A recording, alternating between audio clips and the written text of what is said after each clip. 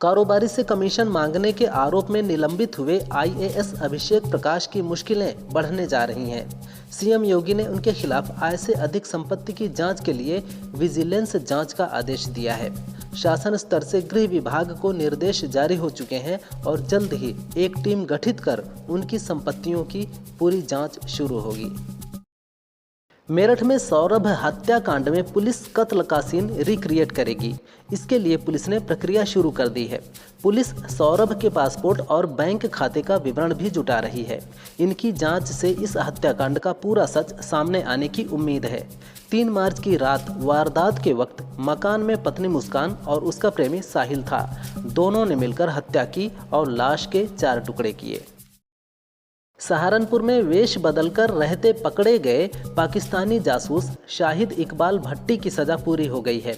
अब उसे पाकिस्तान वापस भेजने के लिए एसएसपी ने गृह मंत्रालय को पत्र लिखा है। भट्टी वर्तमान में नोएडा जेल में बंद है। पाक जासूस को 17 साल पहले पटियाला से गिरफ्तार किया गया था। भट्टी के खिलाफ फर्जी तरीके से वोटर आईडी बनवाने, बैंक अकाउंट खुलवाने, राशन कार्ड बनवाने व सेना से जुड़े नक्शे आदि से संबंधित मामले थे।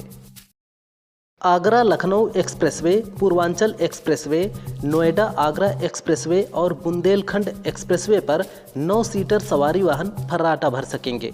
यूपी एक्सप्रेसवे औद्योगिक विकास प्राधिकरण की 91वीं बोर्ड बैठक में वाहनों की स्पीड लिमिट बढ़ाने का फैसला लिया गया है। M1 श्रेणी के वाहनों की स्पीड लिमिट 120 किलोमीटर प्रति घंटा, M2 और M3 के वाहनों की लिमिट 100 किलोमीटर प्रति घंटा। सभी N श्रेणी के वाहन और बाइक की स्पीड 80 किलोमीटर प्रति घंटा निर्धारित की गई है। पाकिस्तान में एक तरफ महंगाई और आर्थिक संकट गहराता जा रहा है, वहीं सरकार ने अपने मंत्रियों, राज्य मंत्रियों और सलाहकारों की सैलरी में 188% बढ़ोतरी कर दी है। यानी अब इनकी एक महीने की तनख्वाह 5,19,000 पाकिस्तानी रुपए हो जाएगी। यह फैसला ऐसे समय आया है जब पाकिस्तान को IMF से $1 अरब की कर्ज किश्त मिली है। सूडान में पिछले 3 साल से गृह युद्ध जारी है। इस कड़ी में 21 मार्च को सूडान की सेना ने राजधानी खार्तूम में भवन पर फिर से कब्जा कर लिया।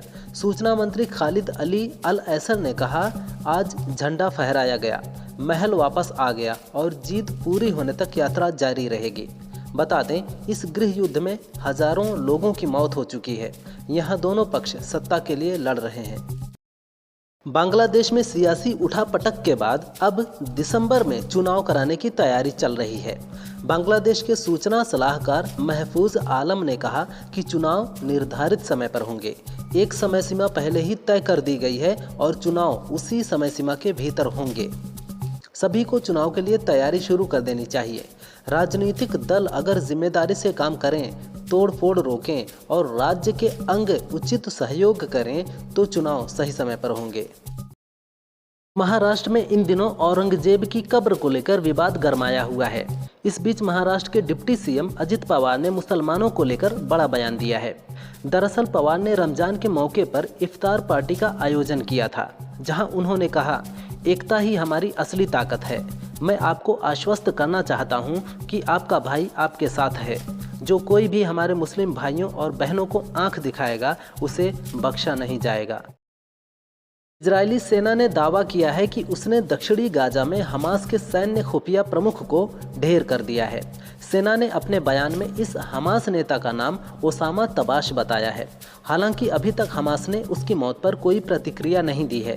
हाल के महीनों में इजराइल ने हमास के कई वरिष्ठ कमांडरों को निशाना बनाया है। इजराइल का कहना है कि उसका लक्ष्य हमास की सैन्य क्षमता को खत्म करना है।